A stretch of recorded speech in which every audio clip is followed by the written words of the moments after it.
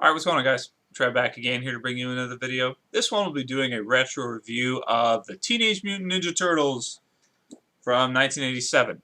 The reason why I decided to do this review is just because the new Turtles on Nickelodeon is coming out next month, September 29th, 2012.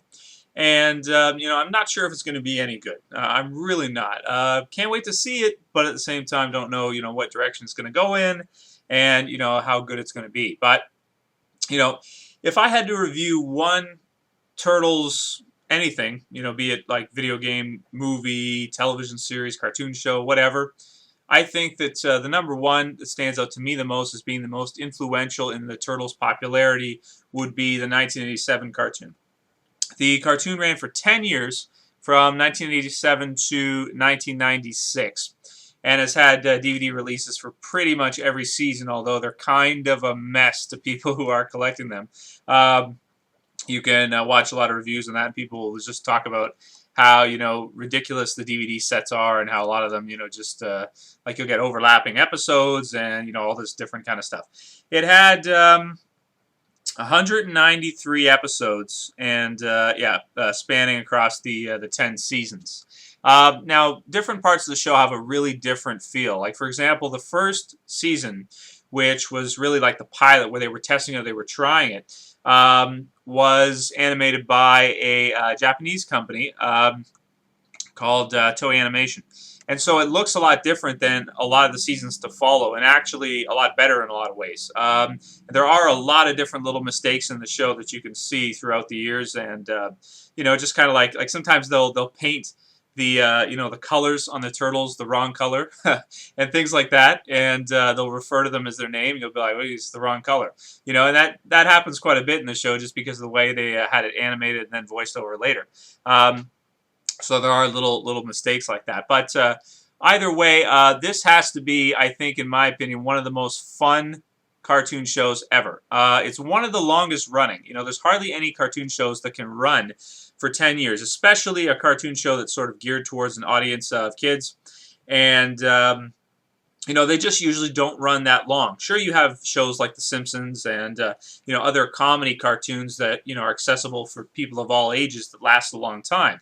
But the Turtles was really sort of like originally like an action style kind of cartoon show that mixed in a lot of the comedy elements, had some science fiction, and it's just one of those really imaginative shows. And the fact that it was able to last that long, I think, is crazy. Now, if you guys don't know, originally the purpose of the 80s cartoon show, the 87 cartoon, was actually action figures. Playmates Toys wanted to do action figures. This is a hardhead, so it's not the first series, but one of the first series of the Teenage Mutant Ninja Turtles action figure. This is obviously Donatello. And these are produced by Playmates Toys. And basically, Playmates Toys wanted to do a series of action figures with the Turtles, but based on the following that the comic book had alone, it wasn't enough to justify a whole toy line of it. So they then decided they were going to make the cartoon show, and if the cartoon show could be a success, then they released the toys. And back then there was tons of profit in the toy market, whereas nowadays there's almost none.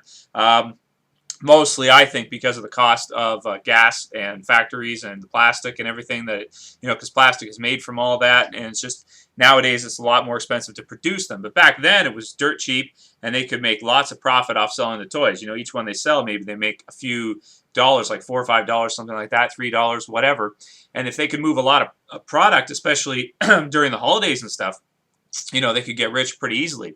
But they needed something to ground it in. They needed a cartoon show to sort of promote that, where it was literally like kids would love this cartoon show, and it also served as like a 30-minute advertisement, or I should say 20 because of commercials. But even then, in the commercials too, you'd have like Turtles commercials. Like you'd be watching the Turtles, you'd see this 20-minute, 22-minute episode, which was like a commercial in and of itself, and then on top of that, you'd have commercials, advertising the toys. So you're watching the show, you see the Technodrome. Boom, there's a commercial during the break of the Technodrome, and obviously kids would go crazy and want to get it for Christmas and everything like that, and that just sort of, added to the whole fun of it, and, it really became something different than just a cartoon show. It became a worldwide phenomenon to the point where you had Turtles cereal, you had Turtles plush toys, you had Turtles everything. I mean, Pop-Tarts, whatever you can imagine, there was probably something Turtle branded related to it. T-shirts, baseball caps. I remember I think I had a cap that was like Turtles cap. And, just all kinds of crazy stuff that you would just like skateboards, Turtle skateboards, just anything that they could put Turtles on the side of, slap it on the side of, and it would sell probably way better than if it was just the general product by itself. Kids just loved it and ate it up. And literally, I think the reason why this show eventually fizzled out was because the kids that got into the Turtles when it first aired, the cartoon series, had literally grown up by the time that cartoon series had ended. So you had kids that were watching it when they were like, for me, for example, I was born on it. Like I was born in 86. 87 was when the cartoon first aired. So literally, I was watching this stuff before I knew how to talk, before I knew how to speak, and then for years and years I'd watch it. Literally, by the time the series ended, a lot of those kids who were like 5, 6 years old at that point had become teenagers, 15, 16 years old, and weren't watching cartoons anymore. They weren't even waking up. They were out late doing whatever. But they definitely weren't waking up for Saturday mornings watching cartoons. Now it's not like it is today where you have computers and other things going on, but still, those kids who love this cartoon series had grown up by the time, this cartoon series had ended. So they weren't even watching cartoons anymore. And for some reason, the new kids that were, coming in and watching cartoons and that kind of stuff, a lot of times weren't really picking it up. Plus, there was a lot more competition. You had the animated series that came in. You had like X-Men the animated series, which is huge, Batman the animated series, Superman the animated series, Spider-Man the animated series. All these other comic book characters, got in there and were doing shows too, as well as many others, of course. And eventually it just sort of fizzled out for a while. So one way or another, eventually it did fizzle out, but in its heyday, I mean, it was the biggest cartoon show on television, for sure. It would be the highlight of your, Saturday mornings or even the reruns after school. A lot of people would be excited to go and, watch it when they got home, or I should say, youngins mostly.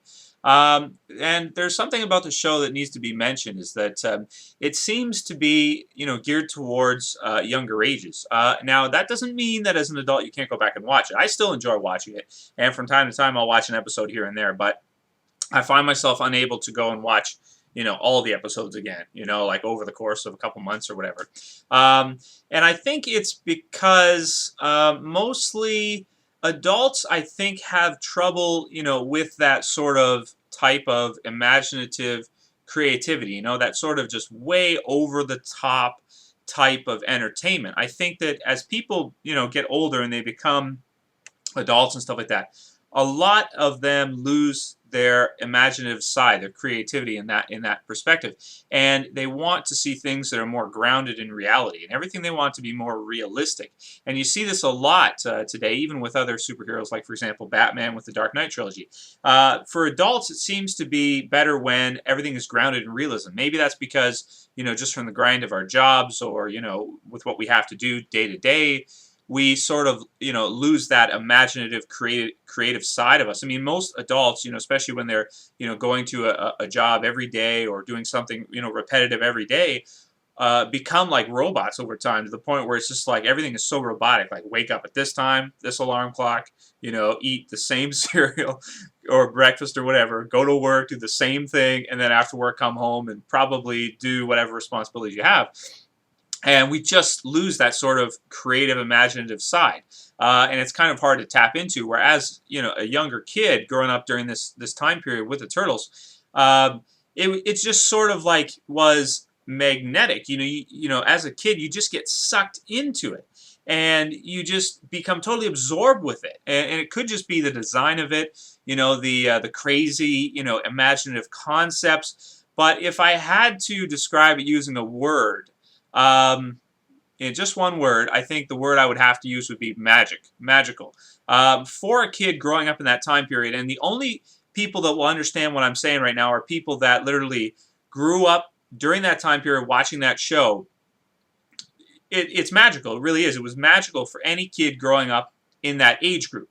It would make it makes sense for me to say that to you if you did grow up during that time period, because it just becomes something where you would just totally become absorbed in. And it sort of, I think, helps, kids with that sort of creative side of the mind where they just sort of start to, expand that creative zone and sort of just, see something that's totally out there, like totally out there. Like you have this Technodrome, you have, Shredder, and you have, and see, that's the fun factor. I can't even talk about it without getting a smile on my face because that's how, just sort of fun the show was. It's just, it really nailed that fun factor that a lot of times these days, in shows and even comic books and movies and whatever, they just don't have that real pure fun factor that a lot of those 80s cartoons had.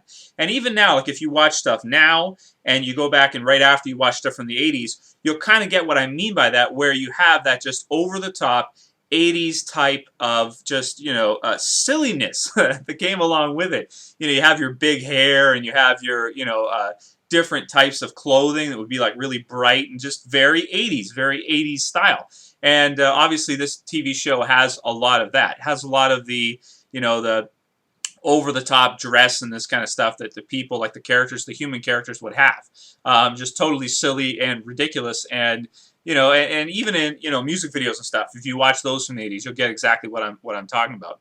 So, and it's not alone too. You had other shows like, for example, the Ghostbusters movie, which really nailed that fun factor, which today, for some reason, studios, I think, have really lost touch with. How to channel that sort of just that energy that this kind of TV series had that nowadays they just can't quite nail it. For me, anyway, they just can't nail that sort of 80s style of, fun, just making people feel happy and that kind of stuff, really isn't the same these days. A lot of people like to compare this cartoon series to the 2003 series, and probably will be to the Nickelodeon series as well, but I don't think that really makes sense because if you look at them, they're totally, completely different types of shows. You have, one, and they're based in, literally over a decade later, or, yeah, over, You have sort of the 2003, which is more action-based, which I can understand if people like better because it's got a lot of that, great action scenes and sequences and battles and fights and all that kind of stuff. Or you have the 80s style, which has the more comical, cartoony 80s feel to it. A lot of comedy mixed into and just a lot of silliness that it is. That's the way the show is. That's the way it was, created and geared towards people that like that kind of entertainment, and the 2003 series is geared towards people that like action. So whether you like the one or the other better, I can understand either way which way you would go. So I think that's most of what I wanted to say about the 1987 cartoon series. I don't want to drone on too long and get into too many details about it, but definitely if I had to sum it up in a word, the show is magical. It really is. One of the funnest cartoon series and shows ever with great rewatchability. You can go watch it today and, still enjoy it. I mean, here's what you do. Here's the formula, okay? You're ready to have a good time. If you're bored one weekend, watch Teenage Mutant Ninja Turtles, order pizza, okay, a lot of pizza. You're going to need pizza, okay? And just zone and have a good time. Anyway, I'm going to give the cartoon series 1987 Turtles a perfect 10 out of 10. I don't usually do that, but for this review, I'm going to give it a 10 out of 10 because I feel like compared to anything else, okay, that either came up before it or after it, nothing has really captured, that sort of imaginative side for people the way the Turtles 1987 cartoon did, to the point where it launched that worldwide phenomenon of toys, movies, 3 movies, after it, and just took the Turtles to a whole new level. And without it, I don't think the Turtles would be looked at the same way. They'd probably be like, one of these comic book type characters that sort of had a cult following, maybe like Spawn, maybe had one movie, or maybe, some people would know what it is, but, never really just captured that worldwide appeal, and it made it accessible for people to, get that out of it. Now, granted, it wasn't originally intended to, they weren't designed to be that way. However, I think that, you kind of need to, anytime you're taking something that's designed to be sort of like a, comic book series like that, and you want to bring it to a worldwide audience, you need to make it accessible for everyone. You have to make it accessible for both girls and boys. You can't just have it be, all action geared towards just boys, then girls won't like it, and you just lost half your audience right there, right? So, this cartoon series in and of itself is perfect in my opinion, and In a word, magical. Anyway, that's it for this video, guys. I'll see you for the next one later. Peace.